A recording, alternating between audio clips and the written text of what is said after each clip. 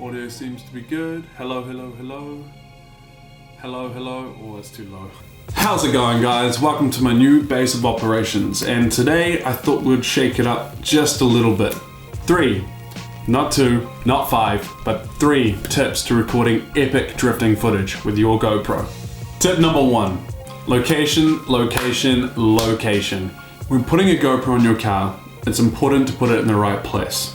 What I found looks awesome is as low as you can get it. My first choice would be on the rear windows, as far and as low back as possible. That way you can get the angle of the wheels. If that's simply just not an option, go for the rear doors. They work a charm as well, just not as good. I try to capture as much of the car in shot as possible.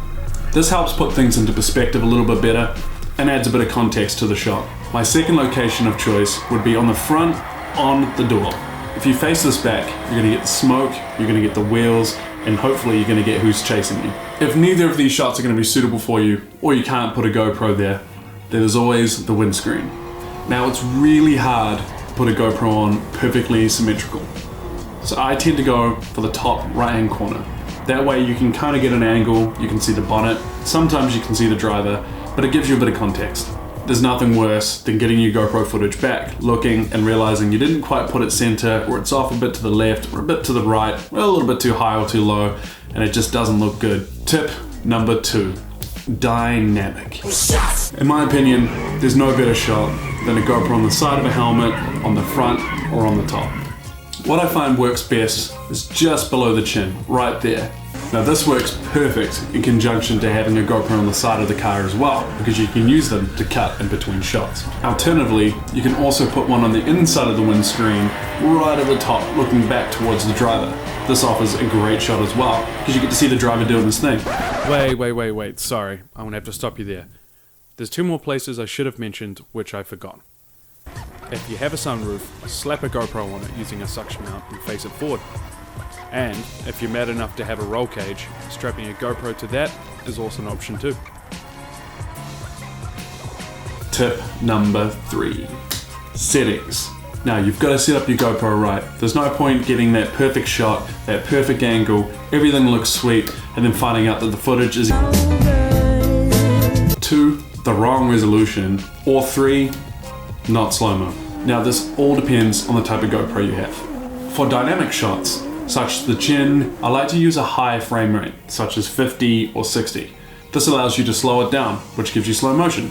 Alternatively, if you're mounting a GoPro at the back, looking forward, or a GoPro at the front, looking backwards, I prefer to use 24, 25, or 30, because you don't need slow motion. There's enough motion blur anyway. Now again, this is entirely up to you. If you want slow motion, then by all means shoot 50 or 60 on all the cameras. But please, do not shoot 720p. Shoot 1080, 2.7, or 4K. I tend to shoot 2.7K, but that's also because I have old GoPros. So if your GoPro can do 4K at 24 or 25 frames a second, go for it. So I kind of want to just conclude all our tips. Tip number 1, GoPro location. On the rear door, or on the window facing forward, on the front door, or just below the mirror looking backwards. Dynamic shots, on the helmet, on the chin, inside on the windscreen looking at the driver or passenger. And settings. Anything but 720p. 1080p, 2.7 and 4K if you can. High frame rate if you want slow motion, otherwise stick to 24, 25 and 30. If none of that really made any sense, what I'll do is I'll write down the settings that I use in the description below. Well, that was it. Super short, super quick. I appreciate you stopping by. If there's anything you'd like a couple of tips on that you think I might be able to help out with, leave a comment below. If you liked the video, hit the like button, and I'd appreciate it if you subscribed. Peace out. One extra tip, don't be a noob, make sure you turn it on.